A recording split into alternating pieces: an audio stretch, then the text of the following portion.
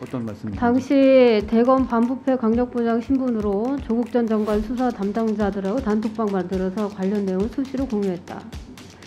그때 단톡방 이름이 JK였습니다. 조국을 뜻하는 것으로 유추가 됐죠. 그 당시에 뭐 하루 밀리더라도 차라리 무리스러운 쇼라는 걸 보이는 게 뭐 이런 메시지가 있었고, 그 당시 이게 이제 수사 기소 시점을 조율해서 대검이 여론 대응을 기획하는 대화이다. 이런 이제 이게 유추가 될 수 있었어요. 그리고는 언론에 보도가 되니까 바로 폭파가 됐고, 근데 나중에 이거 뭐 또 여론 파악용이다 이렇게 대답을 하셨습니다.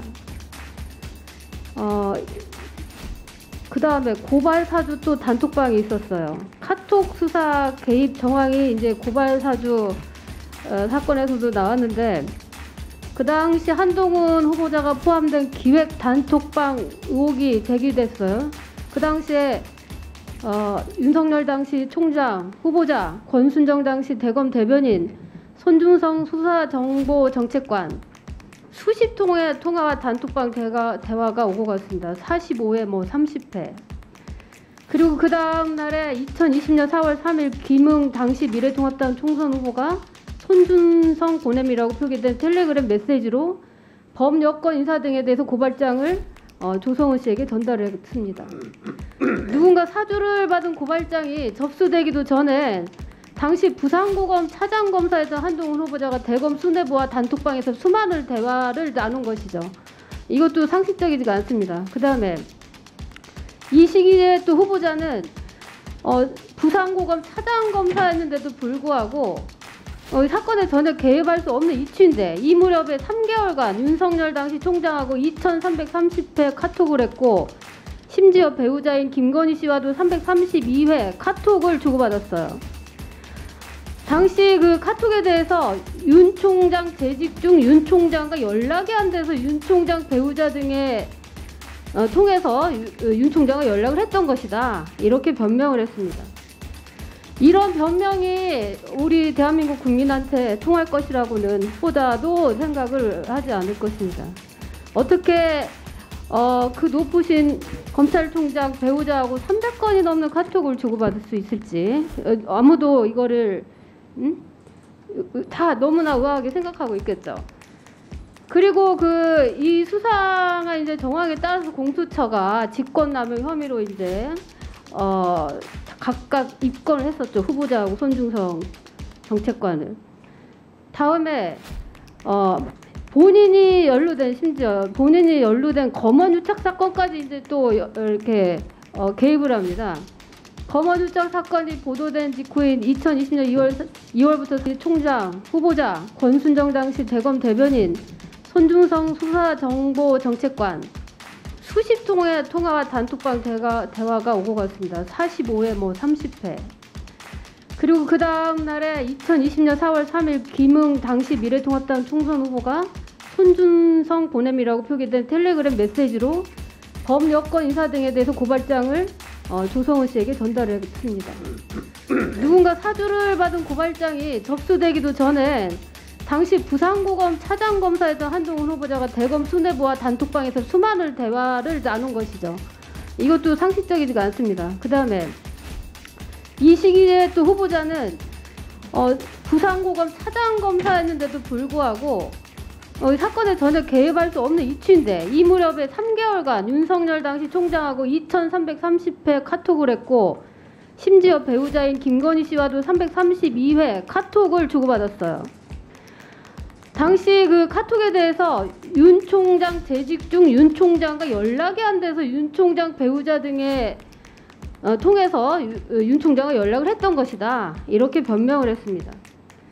이런 변명이 우리 대한민국 국민한테 통할 것이라고는 보다도 생각을 하지 않을 것입니다. 어떻게 그 높으신 검찰총장 배우자하고 300건이 넘는 카톡을 주고받을 수 있을지 아무도 이거를 다 너무나 의아하게 생각하고 있겠죠. 그리고 이 수사가 이제 정황에 따라서 공수처가 직권남용 혐의로 이제 각각 입건을 했었죠. 후보자하고 손중성 정책관을. 다음에 본인이 연루된, 심지어 본인이 연루된 검언유착 사건까지 이제 또 이렇게 개입을 합니다. 검언유착 사건이 보도된 직후인 2020년 2월부터 4월까지 통신 내역 보면은 윤석열 당시 검찰총장하고 매일 여러 차례 통화를 하고 카톡도 200여 건을 주고받았어요. 그 당시에도 부산고검 차장이었죠. 그런데 당시 법무부 훈련 검사 윤리 강령에 보면 검사는 사건 관계자 정당한 이유 없이 사적으로 접촉을 하면 안 됩니다. 그런데 윤석열 당선인이 당시 검찰총장이었는데 사건 터지자마자 사건 관계인인 후보자와 매일 통화를 하고 카톡을 주고받았어요. 후보자님, 예. 지금 온 국민으로부터 한동훈 후보자님이 윤석열 당선인과 가장 영향력 있는 사이고 그렇다라고 그런 여론이 있다라는 거는 알고 계시죠? 후보자가 지금 이것들을 제대로 우리가 검언유착 사건을 제대로 못 밝힌 거는 휴대폰 포렌식을 한동훈 후보자가 거부를 했기 때문입니다. 그래서 은폐가 됐죠. 그리고 주요 사건이 있을 때마다 카톡을 통해서 수사에 관여하고 영향력을 행사한 걸로 의심이 되는 상황이 너무 많아요.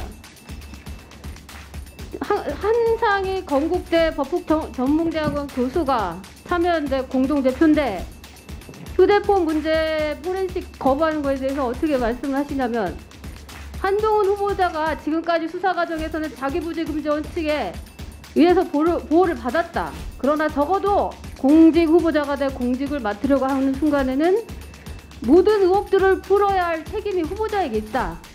수사 때와는 전혀 다른 국면이니까 진술 거부권이나 방어권이라는 논리가 들어갈 부분이 아니다. 즉 고도의 도덕성을 시민단체에서도 요구하고 있습니다.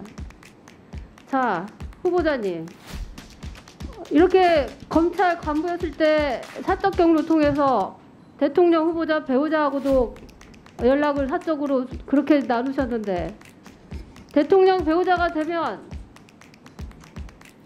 카톡을 하겠습니까? 텔레그램으로 하겠습니까?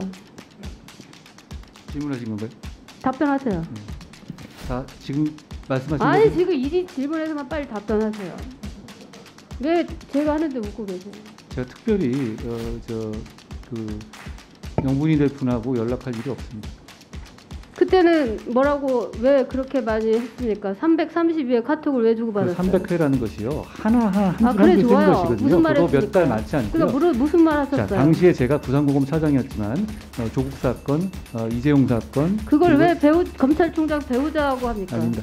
자, 총장하고 연락되지 않았을 네? 경우에 한해서 한 겁니다. 자, 그러니까 그 당시에 그게 총장과 말도 안 되는 연락 소리라는 건 다 국민이 알고 있습니다. 아닙니다. 그 말이 되는 가만히 소리죠. 계세요. 그만. 자, 박근혜 전 대통령이 비선 실세가 있어서 어떻게 됐습니까? 사상 초유의 탄핵을 당했습니다. 민주주의 근간을 흔들고 반헌법적으로 국정을 농단했기 때문에 민정비서관을 없애야 된다. 없애겠다. 자, 민정비서관 역할이 뭡니까? 공식적인 시스템을 통해서 대통령에게 보고하는 거죠. 근데 이걸 없애버리면 국민을 어떻게 사찰하는지 알 수가 없죠. 국민 인권 침해가 언제 어떻게 이루어지는지 감시할 수도 없고 알아낼 수도 없습니다. 이거 다 걱정하고 있는 사안입니다. 국민들이. 이 비선실세 존재가 얼마나 무서운 존재인지 다 보셨지 않습니까? 우리 온 국민이 나가서 촛불 들고 네. 싸워야 했습니다. 국정농단의 그 참혹한 현상, 민주주의가 파괴된 현상에 대해서 온 국민이 그렇게 고생을 했습니다. 검찰총장 배우자랑 공적인 일은 카톡으로 나누고 그거에 대해서 이렇게도 떳떳하게 대답을 하시는데 대통령의 그 배우자가 되시는 분하고 안 그렇게 하신다는 보장이 있습니까? 비선으로 연락하지 않을 거라는 보장이 지금 있냐고요. 이건 사실이 아닙니다. 뭐가 사실이 아닙니까? 지금 태도가 굉장히 문제가 있습니다. 법무부 장관은 국민의 대표가 뽑아준 대통령이 임명하는 자리입니다. 국민의 대표, 국민을 위해서 일을 해야 되는 자리예요. 검찰이라는 조직을 위해서 일하는 자리가.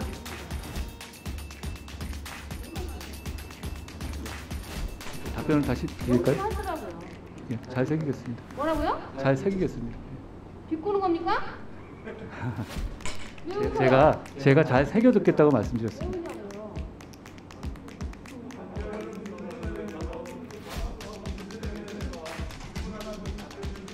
아니 그러니까 자꾸 하라고 하는 게 제 질문에 대해서